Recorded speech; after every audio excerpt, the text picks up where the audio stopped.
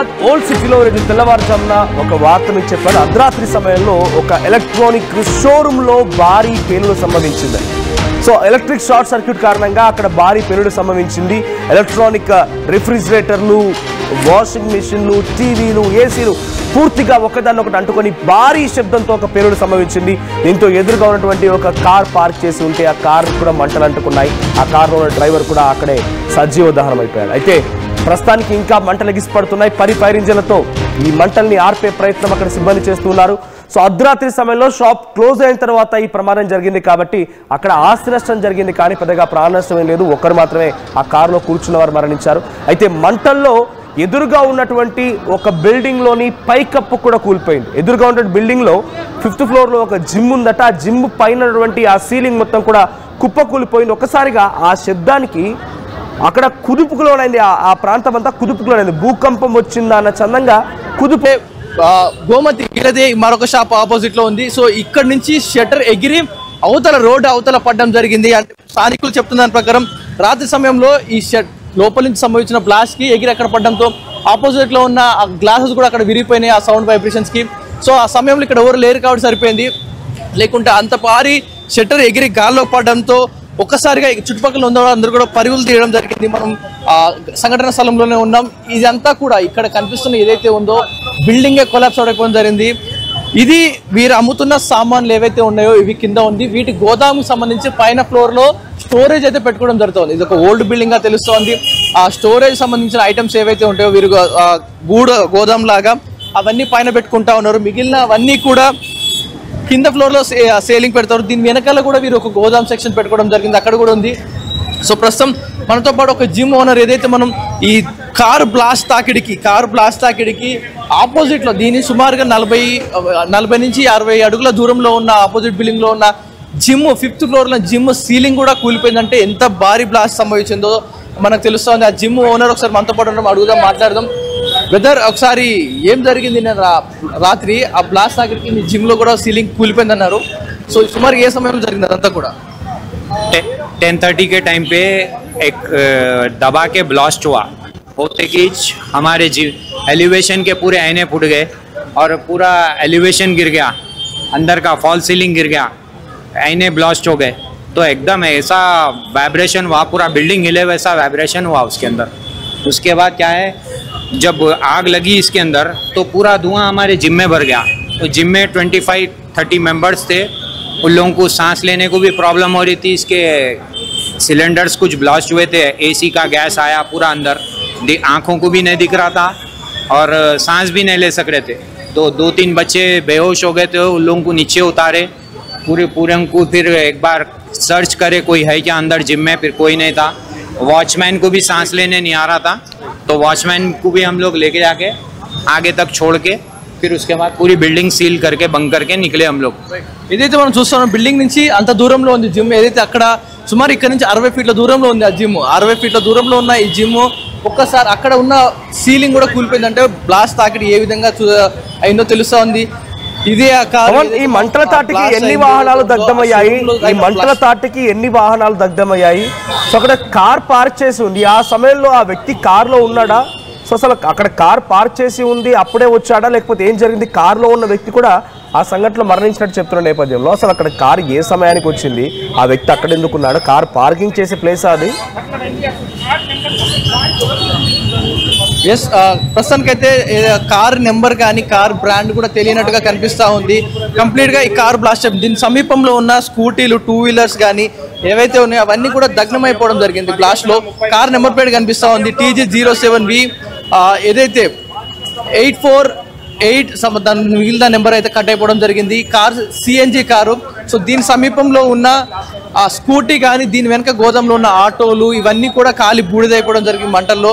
మనం అడుగుదాం స్థానికుల్ని కూడా, ఇంకా చాలా మంది ఉన్నారు. రాత్రి అంతా వరకు కూడా నిద్రపోకుండా సుమారుగా 3-3.5 గంటల సమయం వరకు కూడా మేలుకొనే ఉన్నారు. ఇదంతా కూడా ఎప్పుడు బ్లాస్ట్ అయిపోతుందని భయాందోళన గురవడం జరిగింది. దీని వెనకాలే ఉన్న షోరూమ్ వెనకాలే ఉన్న వెహికల్స్ అన్నీ కూడా దగ్ధం అయిపోవడం జరిగింది. మనం విజువల్లో చూసుకుంటే ఫ్రంట్ సైడ్ ఇలా ఏదైతే బ్లాస్ట్ అయిపోయిందో దీని బ్యాక్ సైడ్ అదే మంటలు వెనక్కి వరకు కూడా వ్యాపించడం జరిగింది. మనం విజువల్లో చూస్తున్నాం. ఇక్కడ ఒక ఆటో కనిపిస్తూ ఉంది. ఆటో కూడా ఖాళీ బూడిదైపోయింది. ఇక్కడే ఉన్న దీనికి వెనకాలే ఉన్న ఆటో బిల్డింగ్ కూలిపోయింది. దీనికి ఆనుకొని ఉన్న బిల్డింగ్స్ కూడా మంటలు అంటుకోవడం జరిగింది. మరొక స్కూటీ అండ్ సమీపంలో ఉన్న ప్రతి ఒక్కటి కూడా ఈ మంటకి ఆహుతి అయిపోవడం జరిగింది. ఇక్కడ చూసుకుంటే ఇందులోంచి ఇక్కడ బ్లాస్ట్ అయిపోయిన సినారియో ఏదైతే ఈ షోరూంలో బ్లాస్ట్ అయిందో దాని వెనకాల ఉన్న ఈ షాప్స్ కానీ గోదాం కానీ ఈ షట్టర్లన్నీ కూడా ధ్వంసం అయిపోయినాయి. అంటే ఈ షట్టర్లే వంగిపోయినాయి. అంటే బ్లాస్ట్ తాకిడి ఏ విధంగా ఉందో కనిపిస్తూ ఉంది.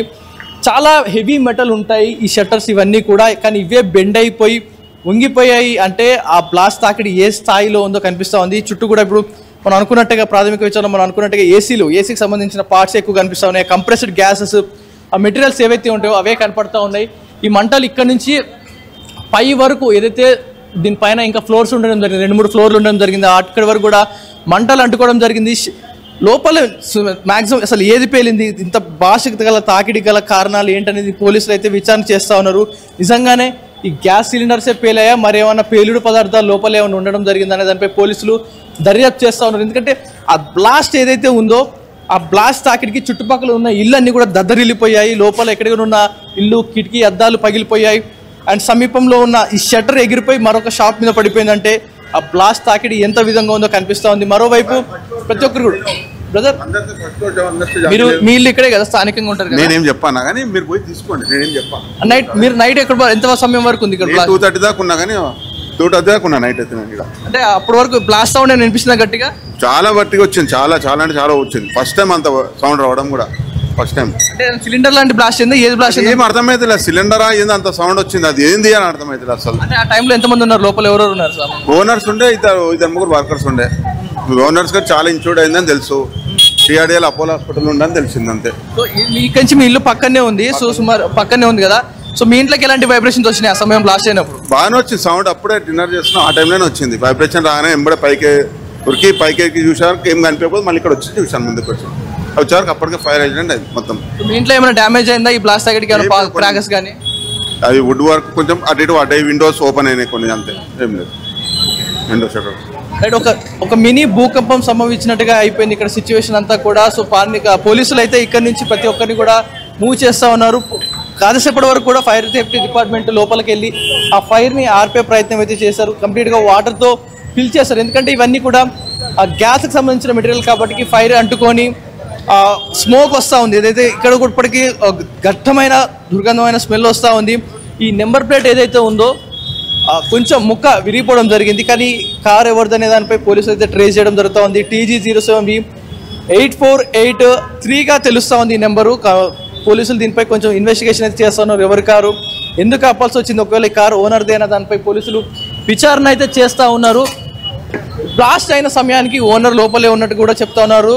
మరికొంతమంది తీవ్ర గాయాలతో హాస్పిటల్లో కూడా ఉన్నట్టుగా తెలుస్తూ ఉంది. స్థానికులు అయితే ప్రతి ఒక్కరు రాత్రి నుంచి కూడా నిద్రలేని రాత్రులు గడుపుతూ ఉన్నారు. ఏం జరిగింది, ఎలా జరిగింది అని, మా ఇల్లు ఎక్కడ కూలిపోతాయన్న భయాందోళన అయితే గురయ్యారు.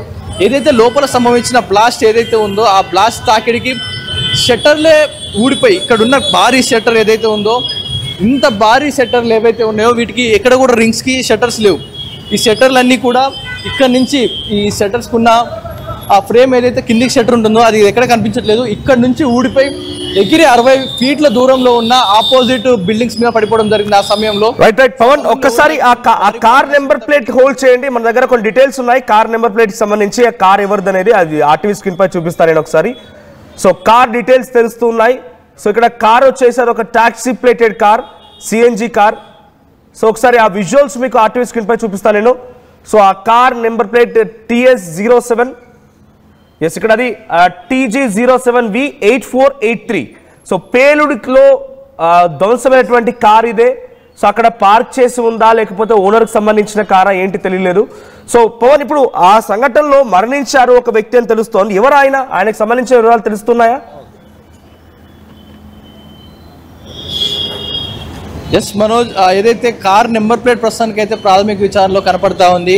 కానీ జరిగిన బ్లాస్ట్ తాకిడికి ఒక ముక్క కూడా ఇరిపోయింది, కానీ నెంబర్ ప్లేట్ అయితే స్పష్టంగా కనిపిస్తుంది. అక్కడ చనిపోయిన వ్యక్తి ఎవరు, ఇదైతే చనిపోయిన వ్యక్తి ఎవరు, ఆయనకు సంబంధించిన వివరాలు ఏం తెలుస్తున్నాయి? ప్రస్తుతానికైతే పోలీసులు ఎంక్వైరీ చేస్తూ ఉన్నారు మనోజ్. ఏదైతే ఖాళీ బూడిదైపోయాడు, అందులో ఉన్న పర్సన్ ఖాళీ బూడిదైపోయాడు అంటూ కూడా చెప్తా ఉన్నారు పోలీసులు. సో ఆ స్కెలిటన్ బాడీ ఏవైతే ఉన్నారో రాత్రి అన్ని ఇక్కడి నుంచి కూడా మూవ్ చేయడం జరిగింది. పోలీసులు ఈ కారు డీటెయిల్స్ ఓనర్ని ఎంక్వైరీ చేశాక పోలీసులు ఉన్నది ఎవరు, అందులో ఉన్న డ్రైవరా లేకపోతే వేరే పర్సన్ ఎవరైనా వచ్చి తీసుకుని జరిగితే ఆ షట్టర్లు కూడా ఊడిపోతాయి అనే దానికి స్పష్టంగా కనిపిస్తూ ఉంది. బ్లాస్ట్ అయిన సందర్భంలో ఇక్కడ నుంచి ఇవన్నీ కూడా చెల్లా చెదరడం జరిగింది. కరెంటు వైర్స్ ఏవైతే ఉన్నాయో అవన్నీ కూడా కాలిపోవడం జరిగింది. ఇక్కడ నుంచి మంటలు సుమారుగా 50 అడుగుల మేర చుట్టూ షాపులన్నిటి కూడా ఫైర్ విస్తరించడం జరిగింది. ఈ షాప్ ఓనర్ మీద ప్రస్తుతం మన ఈ షాప్ ఓనర్ తో మాట్లాడదాం. నైట్ ఏ సమయంలో బ్లాస్ట్ అయిందో అంతా కూడా అడుగుదాం. బ్రదర్, మీ షాప్ ఏం షాప్ ఇది? ఇది బట్టల షాప్ సార్. ఇది school uniforms, readymade garments, men's wear అన్నీ దొరుకుతాయి. సుమారు నిన్న రాత్రి 10:20కి ఇక్కడ లోపల బ్లాస్ట్ జరిగింది. ఆ బ్లాస్ట్ జరగడం వల్ల ఒక షటర్ బంద్ ఉంది, ఒక షటర్ ఓపెన్ ఉండే. ఓపెన్ అయినాక ఏమైంది, అది బ్లాస్ట్ మొత్తం అంతా పక్కన మొత్తం అంతా వ్యాపించింది. మొత్తం బిల్డింగ్ అంతా ఫైర్ అయిపోయి బ్యాక్ సైడ్ నుంచి వచ్చి ఫైర్ మా షాప్ బ్యాక్ సైడ్ మొత్తం అంటుకొని మొత్తం మా స్టాక్ అంతా కాలిపోయింది. బట్టలన్నీ కాలిపోయాయి. బ్యాక్ సైడ్ నుంచి అంటుకున్నాయా? బ్యాక్ సైడ్ అనుకున్నాం. బయట బ్యాక్ సైడ్ ఒక డోర్ ఉంది, ఆ డోర్ కాలిపోయి లోపల నుంచి మొత్తం స్టాక్ అంతా బర్న్ అయిపోయింది. ఈ షట్టర్ ఓపెన్ కాలేదు. ఫైర్ ఇంజన్ వాళ్ళు కొంచెం అదుపులో వేసారు, కానీ దాదాపు ఎంత అదుపు చేసినా కానీ మొత్తం మా స్టాక్ అంతా ఖరాబ్ అయిపోయింది. సుమారుగా బ్లాస్ట్ తాకిడికి ఆ సమయంలో మీరు ఇక్కడ ఉన్నారా? బ్లాస్ట్ అయిన సమయంలో? నేను ఇక్కడ లేనండి, నేను ఇంటికాడ ఉన్నాను. మా మిత్రులు నేను వస్తున్నాను, నేను కొంచెం లాల్దరలోను. ఆ బ్లాస్ట్ సౌండ్ నేను వచ్చే వరకు దాదాపు మొత్తం కాలిపోతూనే ఉంది. నైట్ ఎన్ని గంటల వరకు ఈ మంటలు చెలరేగుతా ఉన్నాయి? సుమారు నైట్ ఎంత వరకు? 1 గంటల వరకు మంటలు వస్తుందండి. 1 నుంచి 2 గంటల వరకు వచ్చి ఫైర్ ఇంజన్ నుంచి అదుపులో చేశారు.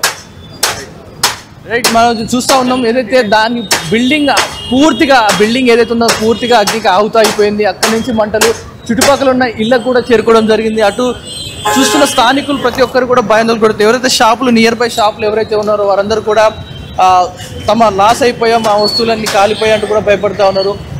ఈ బ్లాస్ట్ పవన్, మొత్తంగా ఈ ఇన్సిడెంట్ లో ఎన్ని షాపులకి నిప్పు అంటుకుంది, ఎన్ని షాపులు ధ్వంసం అయిపోయాయి? ఇటు పక్కన క్లాత్ మర్చెంట్ షాప్ ఉంది, ఎలక్ట్రానిక్ షాప్ ఒకటి ఉంది, ఇంకా పక్కన అటువైపు ఏమైనా షాప్స్ ఉన్నాయా, అటువైపు ఏమైనా నివాసాలు ఉన్నాయా? ఇంకా ఎంత డ్యామేజ్ జరిగింది చుట్టూ, ఆ బిల్డింగ్ చుట్టూ ఉన్నటువంటి బిల్డింగ్స్ కి ఇంకేదైనా డ్యామేజ్ ఉందా? ఎస్ మనోజ్, ఏదైతే పక్కన షాప్స్ బ్లాస్ట్ అవడం జరిగింది, దీని లోపల నివాసాలు ఉంటా ఉన్నారు. ఈ బిల్డింగ్ ఈ లోపల నివాసాలు ఉంటా ఉన్నారు. దీని వెనకాలే కొన్ని చిన్న చిన్న షాపులు, ఏదైతే హార్డ్వేర్ షాపులు, ఇవి ఒక ఆటో, వీరికి సంబంధించిన ఆటో ఒకటి బ్లాస్ట్ అయిపోయింది. చుట్టూ కూడా వీరి గోదామే ఉంది. ఏదైతే ఒక్క వస్త్ర దుకాణం ఒకటి వీరి షాప్ కాకుండా కాలిపోయింది. మిగతాదంతా కూడా వీరి గోదామ్స్, ఏవైతే వీరు స్టాక్ పెట్టుకుంటా ఉంటారో ఆ గోదామ్సే కాలిపోవడం జరిగింది. దీని వెనకాల ఏదైతే షాప్ ఉందో మరొక షాపు శివ్ ఎంటర్ప్రైజెస్ ఒకటి ఉంది, అది కూడా ధ్వంసం అయిపోవడం జరిగింది. సుమారుగా మూడు షాపుల వరకు ఈ బ్లాస్ట్ లో దగ్నమైనట్టు కనిపిస్తూ ఉంది.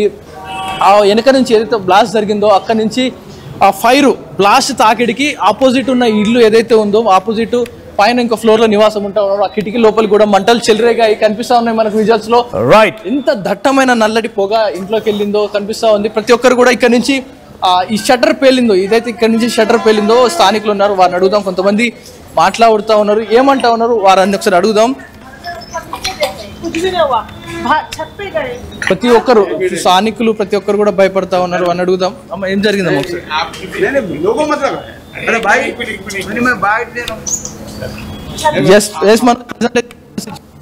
స్థానికులు ఒక్కరు కూడా భయపడుతున్న సినారియో కనిపిస్తా ఉంది. బ్లాస్ట్ తాకిడికి ఆ షట్టర్లే కూలిపోయి విరిగిపోయాయి. అంటే ఈ లోపల గ్యాస్ మరి ఏదైనా ఉందా అన్నది పోలీసులు కొంచెం ఇన్వెస్టిగేషన్ చేస్తా ఉన్నారు. ఇది ఇప్పటివరకు ఉన్న అప్డేట్స్. ఓటు స్టూడియో మనోజ్.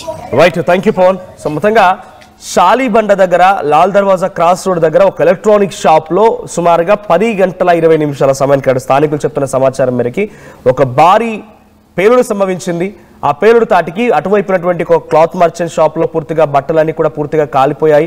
సో ఈ ఎలక్ట్రానిక్ షాప్ లో ఉన్నటువంటి ఆ వస్తువులు, ఏసీ కంప్రెసర్లు, తర్వాత రీఫ్రిజిరేటర్లు, వాషింగ్ మిషన్లు అన్నీ కూడా గ్యాస్ తో నిండి ఉంటుంది. కాబట్టి అవన్నీ కూడా ఒక్కసారిగా భారీ పేలుడు సంభవించి పక్కనటువంటి ఎలక్ట్రానిక్ షాపులు కానివ్వండి, ఇతరత్ర షాపులకు సంబంధించి ఆ షట్టర్లన్నీ కూడా బెండ్ అయిపోవడం, అవి కూడా అంటుకోవడం. సో ఒక భారీ ఒక మినీ భూకంపం అయితే సంభవించిందని చెప్పాలి. సో చుట్టూ అందరికి కూడా ఒకసారి కుదుపుకు లోనైంది ఆ భూమి అంతా కూడా. సో ఆపోజిట్ లో ఒక జిమ్ ఉంటే ఆ జిమ్ కున్నటువంటి సీలింగ్, ఫాల్ సీలింగ్ మొత్తం కూడా కూలిపోయింది. సో అంతటి ఒక భారీ శబ్దంతో కూడిన ఒక పేలుడు సంభవించింది. సో ప్రస్తుతానికి ఈ సంఘటనలో ఒకరు మరణించారు, సుమారు 4 కూడా చాలా తీవ్రంగా గాయాలైపోయి వారి పరిస్థితి కూడా విషమంగా తెలుస్తోంది. సో ఈ సంఘటన గల కారణం ఏంటి, ఎలా జరిగిందనేది మాత్రం ఇంకా అధికారులు ధృవీకరించాల్సి ఉంది.